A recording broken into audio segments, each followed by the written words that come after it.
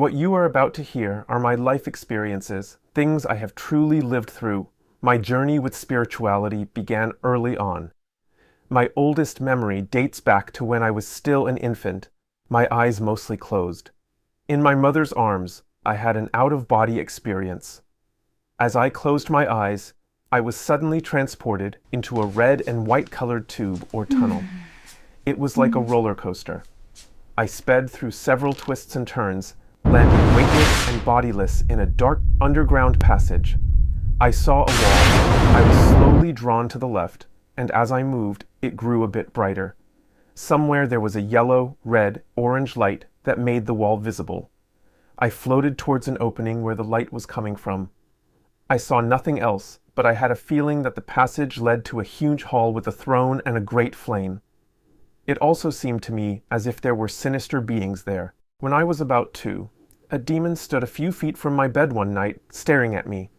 It looked just as you would imagine a real devil, with horns, a tail, and a trident in its hand. I was terrified and screamed for help until my parents came and the figure vanished. This was not the only time that happened.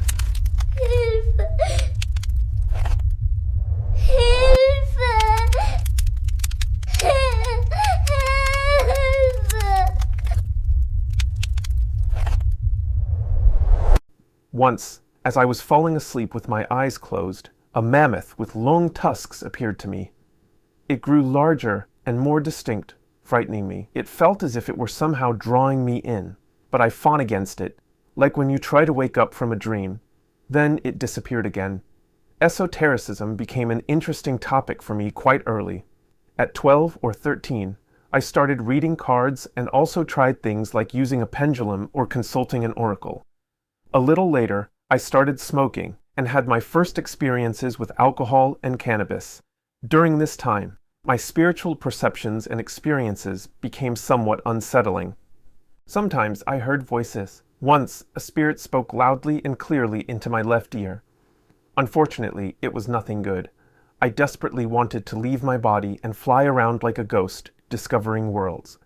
But I had no idea how to do it. So I got books on the subject and learned about it. Eventually, I started to meditate. To do this, I would sit cross-legged with my eyes closed and concentrate for a while, focused on my forehead, trying to be as calm and still as possible. I did this daily, right after school, for maybe an hour or more. I was about 16 or 17 at the time. Nothing happened except that I might have fallen asleep. But because it was so extremely important to me, I stuck with it, day after day, and then one day, something really did happen. It had taken about a year. At first, ill as usual. Tired, I eventually lay down on my back and fell asleep.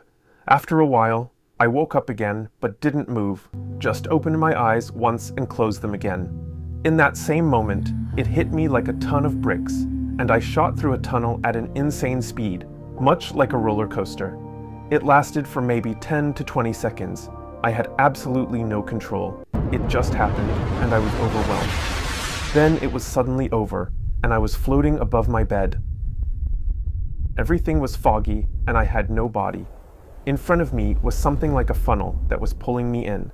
I asked a question out loud, as if someone was there whom I could somehow feel, but not see. "Are you God?" And the answer was no. It was a very high-pitched and soft voice. Eventually, I was sucked up by this funnel and came out in another dimension of my room.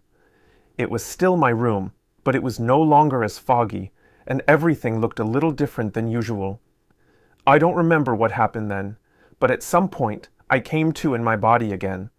I was completely drenched in sweat and hadn't moved a millimeter. The experience had truly shocked me.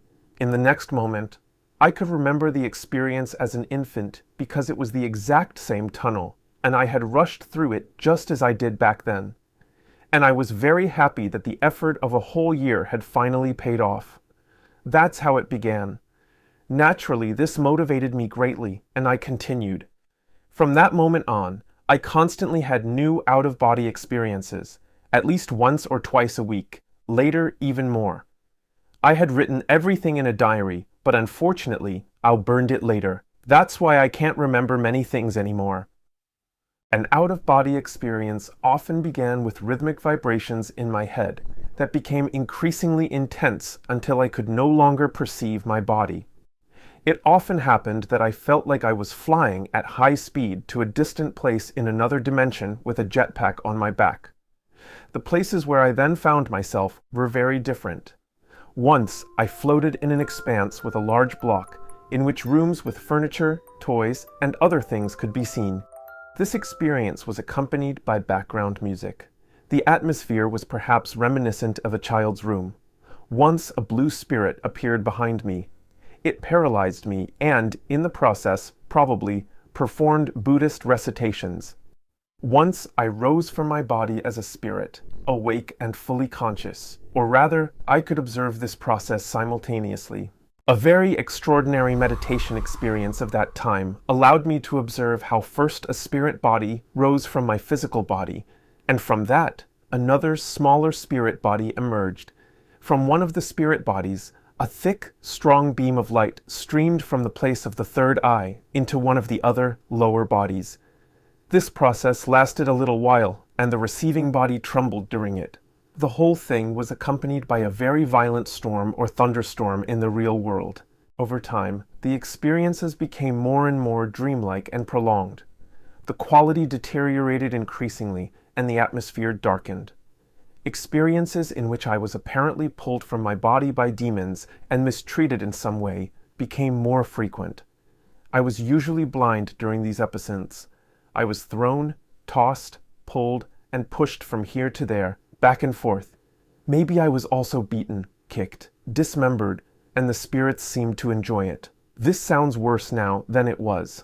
It wasn't painful, but it was still unpleasant and disturbing. At 18, a point was reached where the negativity overshadowed everything. When I lay down to sleep, I would land fully conscious directly in the darkness, where I would be expected and received. Or I was in other places, but I slept little. I was not allowed to rest. The situation was very problematic. It couldn't go on like this. I changed my sleeping place, and it got better, but that was not a solution. So I looked for a way out, for help that I urgently needed. The book Autobiography of a Yogi by Paramahansa Yogananda fell into my hands. I practically devoured it. Everything described in it felt familiar and appealing. I wanted to do that and ordered a book on Kriya Yoga, but it was slow to arrive. In the meantime, I surprisingly came into contact with a work colleague of my mother's. She was spiritually inclined and was interested in my experiences. It was nice to be able to talk to someone about it who could also contribute and bring some light into the darkness.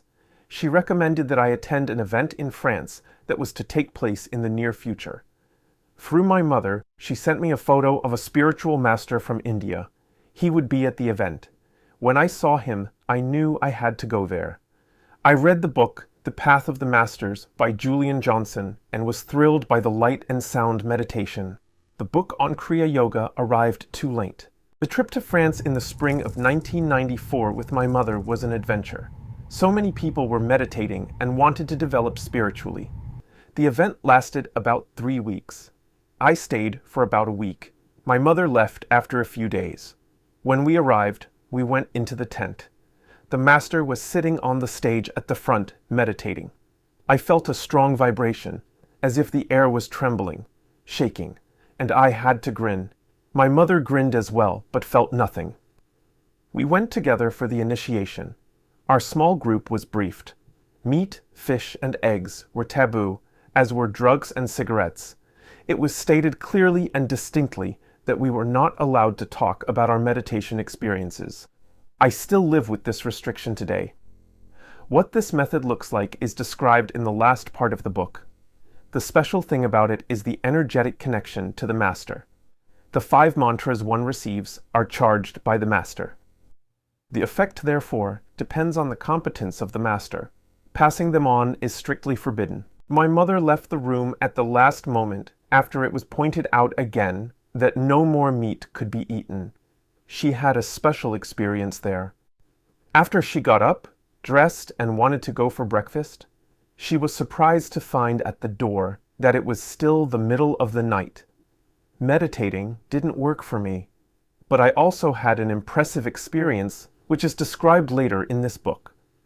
I was allowed to experience the healing power of tears there for the first time. I couldn't understand it at the time.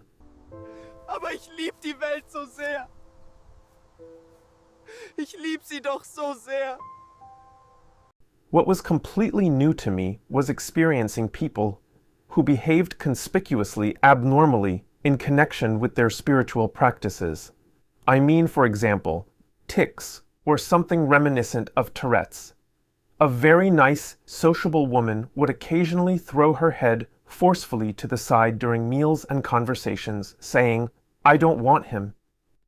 While waiting for meditation assistance in the tent, I sat next to a woman who was constantly making noises. Maybe she was crying or moaning. During the master's lectures, you would occasionally hear someone in the audience shouting, talking, or something else loudly. It even happened that an attendee had to be asked to leave the tent or was forcibly removed. Sometimes, such incidents were also very funny and created a good atmosphere in the audience. The time that followed was frustrating for me. The meditation didn't work. Although my sleep improved, making it bearable, I found it incredibly difficult to do the exercises. There was a huge, insurmountable resistance within me. In France, I had written a letter to the Master. Why does God allow all this suffering, creating this terrible world? The answer: first know God, then you know the will of God, which I understood as, first get to know God. Then you will also know what He wants and why things are the way they are. From home, I wrote to him again, and he replied in detail. He very kindly gave me courage and hope. Nevertheless, things didn't get better, and after a few months, I gave up. What followed was the wildest time of my youth. But in the end, I landed in a meditation castle where I meditated intensively for months and worked 3 hours a day in the kitchen. There, for the first time, I was able to experience what spirituality means. Video lectures were shown with a projector several times a day. There were 2 meditation rooms, and someone was almost always there. Although it was deep winter, and I often spent 16 hours or more there, it was one of the most beautiful times of my life. The meditation was no pleasure. It was mostly strenuous and disillusioning, but I was happy because it was yielding results. The many satsangs were also a great help. I left this place practically a new person. Unfortunately, the joy did not last long. I became careless and experienced a crash. Compared to the challenges that followed, the path up to that point was a walk in the park. From 1997 to 2001, everything in my life revolved around this path. All my friends and my girlfriend at the time were involved. We never missed a visit from the Master in Europe, and I spent a total of a year in the castle. I met many nice, good-hearted, interesting people and had a lot of inspiring conversations. Of course, I was always striving to advance on the spiritual path, but the results were not satisfactory, not for anyone I knew. There were often quarrels, conflicts, and problems of all kinds.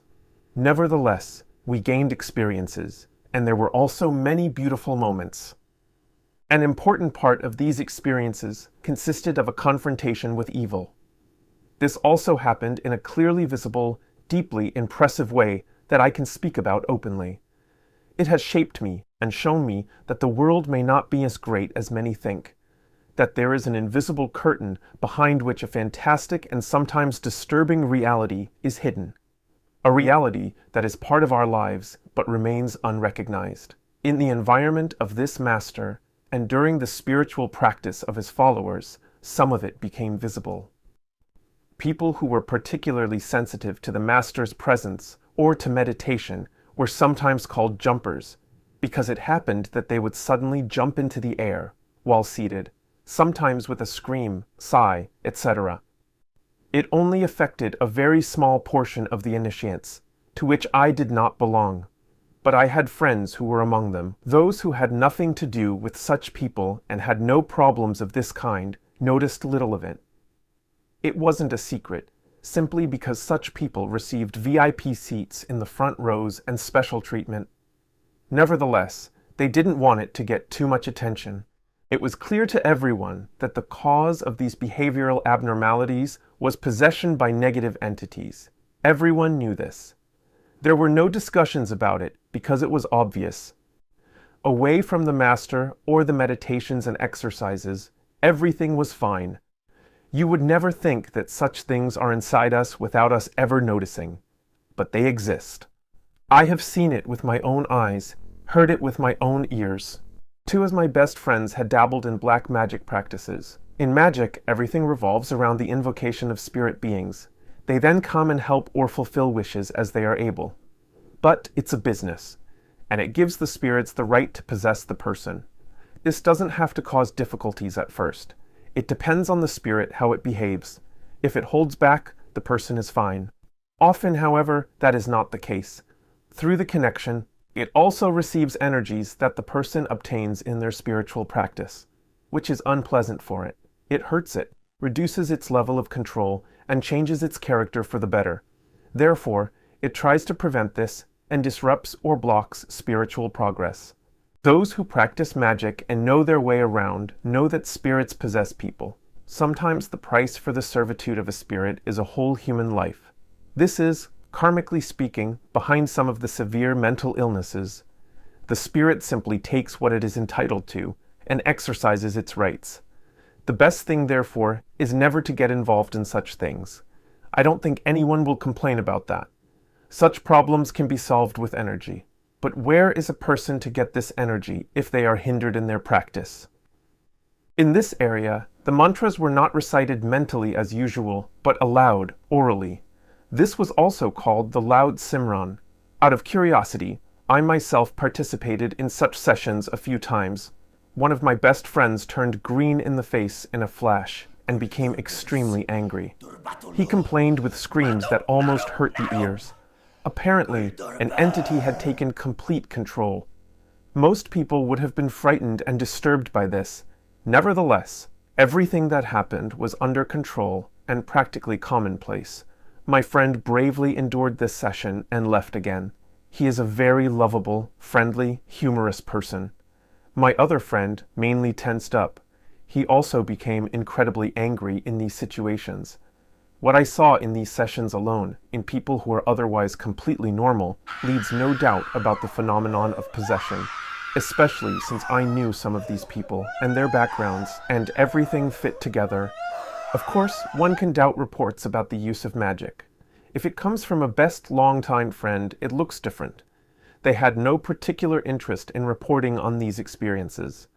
One of them described to me how the entity turned the pages of a book through him without touching them. Another told me how he was shown possible future scenarios that came true exactly, provided certain conditions were met. I have experienced paranormal phenomena myself. Reports of cases of possession and exorcism are found in heaps, including in the Bible. The work of demons plays an important role in Christianity. At some point, the Master cancelled this practice of loud Simran. With his successor, none of this exists. I am grateful for having had these experiences. One can talk a lot about it, but it's not the same. When you have experienced it yourself, it is clear. It is awe-inspiring and frightening. Instead of dealing with the question of alternative explanations, you simply take it seriously and think about what it means for your own worldview. Richer by a great deal of life experience, I returned to Lake Constance in the early summer of 2015. Worldly life fell away from me. Suddenly there was nothing left that occupied me. My health was very poor. I was allowed to, able to, had to rest and recover. And suddenly the old longing was there again. It had never been gone, but had disappeared under the burden of life. For how many times was I setting out on the path? So many ascents and descents lay behind me. But this time it was different. I was burnt out and worn down, and finally, 21 years after the initiation, I was able to do what was required and offered on this path. This book is a result of that. I still have to work and learn for progress, just like everyone else. If I differ from the majority, it is in that I am no longer a beginner. What I have to say, anyone can read, check, or reject as they please. I do not have the strength or competence of a true spiritual master. What I do, say, write cannot replace that. But it can support you in what you do, whatever you believe in. For me, this is seva, that is, service to God, charity. It is part of spiritual work and brings me closer to the goal. This makes me stronger, more experienced, and thus a better helper. I am grateful that you give me the chance to serve your divine soul by taking what I write and say seriously, by engaging with it.